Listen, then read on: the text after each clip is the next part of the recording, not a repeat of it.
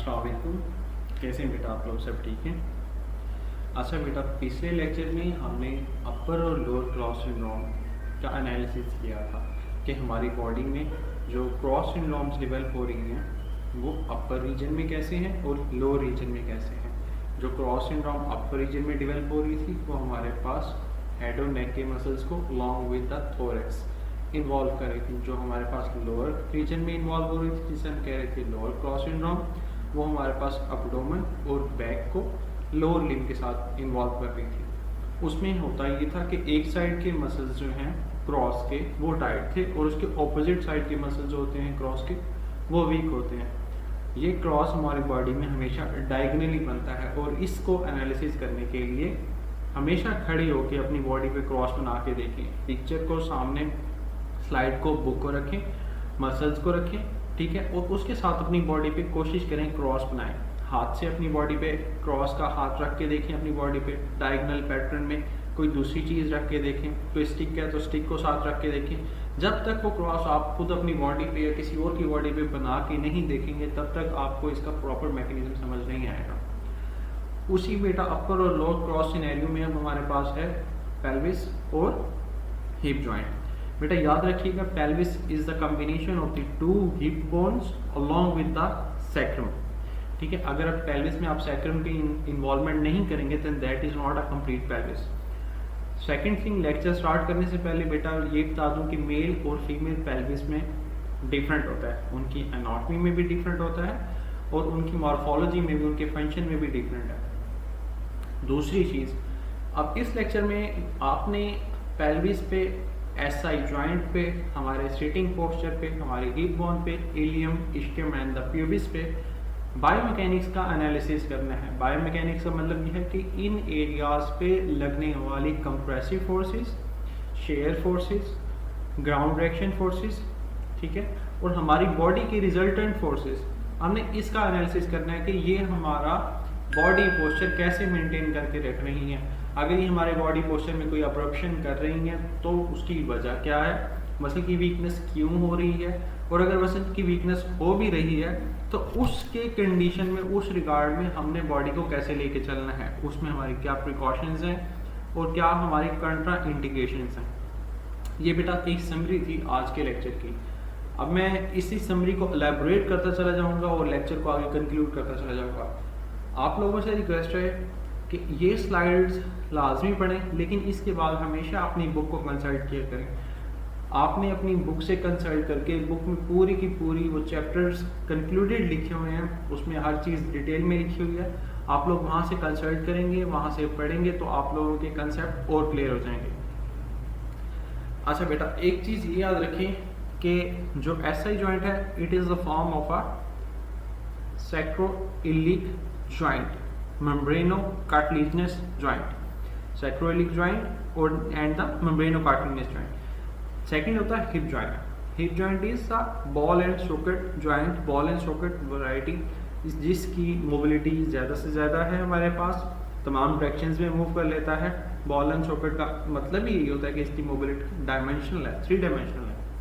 Movement जो होंगी इस पे होगी flexion, extension, abduction, adduction, median, lateral rotation, circumduction, right. इसके अलावा एक और चीज़ याद रखनी है कि सैक्रोइलिक जॉइंट जो है बेटा, इसमें थोड़ी सी लैक्सिटी होती है in the females during the process of the delivery, ठीक है। इसमें लिगामेंट्स में थोड़ी सी लैक्सिटी होती है डिलीवरी के लिए, कि अपनी जगह को थोड़ा सा ये रिप्लेस कर सकते हैं अबाउट फ्यू सेंटीमीटर्स। सेकेंड चीज़ याद रखिए बेटा, इसमें लिगामेंट्स जो हैं हिप जॉइंट में, एक लिगामेंट होता है that is known as the ligament of Y. It is the strongest ligament over here in the hip joint. अब बेटा हमारी स्पाइन पे जो लॉन्गिट्यूडनल फोर्सेस लग रही हैं, ठीक है, वो इंटरवर्टिब्रास की पोजीशन पे एक दूसरे को कंप्रेस कर रही हैं और वो परपेंडिकुलरली लेके जाती हैं स्पाइन के वेट को नीचे डाउनवर्ड। स्पाइन से नीचे डाउनवर्ड जाएंगे तो हमारे पास आएगा सैक्रोइलिक जॉइंट। यहाँ पे डायग्राम में देखिए आप, यहाँ पे we have the 2 ilium along with the sacrum, ये पीछे है ischium and the pubis। अब ऊपर से जो स्पाइन की फोर्सेस आ रही हैं, यहाँ से देखें इस डायग्राम में डिसेंडिंग फोर्सेस जो अपवर्ड आ रही हैं हमारे पास स्पाइन से, वो नीचे किस जगह पे जा रही हैं, वो जा रही हैं एसआई जॉइंट में, हिप जॉइंट में। इसी तरह नीचे से जो ग्राउंड रिएक्शन फोर्सेस आ रही हैं दैट आर गोइंग अपवर्ड, वो किधर जा रहे हैं, that are also going toward the hip joint. मतलब जो लॉन्गिट्यूडिनल फोर्सेस स्पाइन से आ रही हैं वो जाके किस जगह पे डिस्प्लेस हो रही है हमारी बॉडी में, हिप जॉइंट में। आप लोग बैठे हुए हैं किस जॉइंट पे, इसके में अपनी बैठे हुए हैं और आपकी बॉडी के ऊपर दोनों फोर्सेस एक्ट कर रही हैं। एक तो आपने अगर चेयर पे बैठे हुए हैं, जमीन पे पैर रखा हुआ है, ग्राउंड की रिएक्शन फोर्सेस अपवर्ड आ रही हैं। दूसरा आपका बॉडी का वेट वो भी आपकी स्पाइन को कंप्रेस करके नीचे लेके जा रहा है। इन दोनों का जो पॉइंट ऑफ कांटेक्ट है वो है आपका हिप जॉइंट, आपका एसआई जॉइंट, जिस जगह पे ये दोनों फोर्सेस आके लग रही हैं। अब एक और चीज याद रखें कि एसआई जॉइंट जो होता है that is more vulnerable to the shearing. Shear stress जो है एसआई जॉइंट पे ज्यादा होती है because of its flat surfaces. लेकिन जो हमारे पास हिप जॉइंट है, पहली बात ये उसकी सरफेस फ्लैट नहीं है, दूसरी बात वो बॉल एंड सॉकेट है, तीसरी बात ये कि वो that is not vulnerable to the shear forces. उसका जो मॉर्फोलॉजिकल स्ट्रक्चर आता है बेटा, उसमें हिप जॉइंट जो है वो एसिटैबुलम में मूव कर रहा है, हेड ऑफ फीमर जो है वो एसिटैबुलम में मूव कर रहा है और वो मोबिलिटी प्रोवाइड कर रहा है। लेकिन सैक्रोइलिक जॉइंट में ऐसी कोई कॉम्प्लिकेशंस नहीं है, वो इतनी मोबिलिटी प्रोवाइड नहीं करता। ऐसे जॉइंट में जो मूवमेंट हो रही है वो हमारे पास है nutation, the counter nutation only. Nutation और counter nutation about near by few inches और फ्यू सेंटीमीटर्स होती है, बिल्कुल कम। लेकिन जो हिप जॉइंट की मूवमेंट है आपके पास वो अच्छी खासी रेंज है। हिप की फ्लेक्शन की रेंज देखें आप, हिप की एक्सटेंशन की रेंज देखें, एसएलआर चेक करो, एसएलआर की range about near bye 100 plus तक चली जाती है।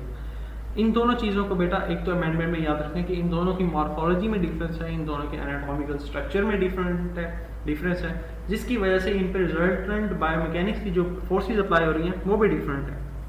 अब यहाँ पे देखें जो फोर्स हम अप्लाई करते हैं फ्लैट जॉइंट में वो शेयर मेनली इन्वॉल्व कर देती है और उसके लिगामेंट के ऊपर काफ़ी ज़्यादा असर डालती है, उन्हें वीक करती है, जो कि होगा किसमें, एसआई में। लेकिन बॉल एंड सॉकेट में ऐसा कुछ भी नहीं है। जब बॉल एंड सॉकेट में ऐसा कुछ भी नहीं है तो that is a well protected joint in your body. Such type of the joint that can provide the maximum mobility have minimum stability. Means जिसकी मोबिलिटी सबसे ज़्यादा होती है हमारी, उसकी स्टेबिलिटी कम होती है। क्यों? क्योंकि उसकी मूवमेंट इतनी ज़्यादा एक्सेस में हो रही है, इसलिए उसकी स्टेबिलिटी कम है। लेकिन हिप जॉइंट में बेटा इस चीज़ को भी निगलेक्ट करो आप। हिप जॉइंट में आपके पास सराउंडिंग मसल्स हैं, ठीक है। आपका जो हेड ऑफ फीमर जो है जो एसिटैबुलम में जा रहा है, एसिटैबुलम की भी डेप्थ है। अब ये ऐसा जॉइंट है आपका जो कि स्टेबिलिटी तो दे रहा है, ठीक है, मोबिलिटी भी दे रहा है आपको। अब ऐसे नहीं है कि मोबिलिटी आपको 100% दे रहा हो तो स्टेबिलिटी ना दे रहा हो। स्टेबिलिटी दे रहा है तो आपकी पूरी बॉडी का वेट बेयर कर रहा है, चलने में हेल्प आउट कर रहा है, स्विंग फेज में, स्ट्रांस फेज में हेल्प आउट कर रहा है, ठीक है। तो जो वो आपका कंसेप्ट है एनाटॉमी वाला कि maximum mobility means minimum stability, वो बायोमैकेनिक्स में हिप पे नहीं लगाना आपने। इस जॉइंट पे ये कंसेप्ट यूज नहीं करना, यहाँ पे ये यूज करें आप कि ये मोबिलिटी भी दे रहा है and it is also providing the stability to. अब बेटा कुछ चीज़ें हैं एवेल्युएट करनी होती हैं during the process of seating की बायोमैकेनिक्स में, कि हमारी सीटिंग में बायोमैकेनिक्स कैसे इन्वॉल्व हो रही है। एक तो ये नॉर्मल जो बंदा हमारे पास चेयर पे बैठा हुआ है, इसका बॉडी पोस्चर देखें। पहले तो देखें कि इसका स्पाइन जो है बिल्कुल बेटा इरेक्ट और स्ट्रेट है, और जो स्पाइन का चेयर से हिस्सा लग रहा है that is a little bit curve. Second देखें इसका हिप जॉइंट और नी जॉइंट, इसके दरमियान में एक एंगल बन रहा है that is 90 degree.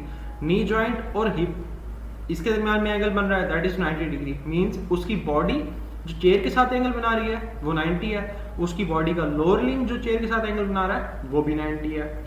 Second thing, उसकी जो बॉडी की अपर लिम्स हैं, आर्म, उसका आर्म और four arm that is also resting on a chair.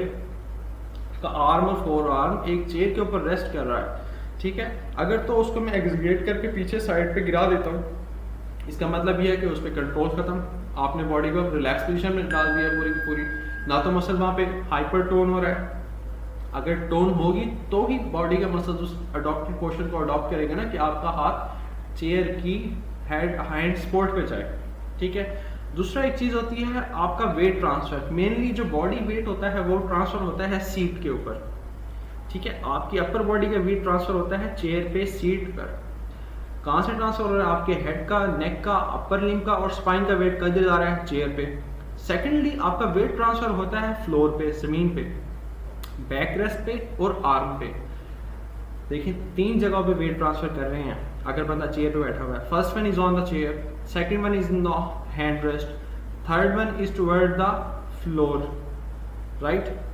अब इसमें एक चीज़ का ख्याल रखना है कि जिस चेयर पे वो बैठा है उसका बेस ऑफ सपोर्ट कैसा है। अगर तो उस चेयर की 4 लेग्स हैं तो उसका बेस ऑफ सपोर्ट उस चेयर के 4 लेग्स के दरमियान में आने वाले रेक्टेंगल जो चेयर के एरिया के बराबर है, उसका बेस ऑफ सपोर्ट ज़्यादा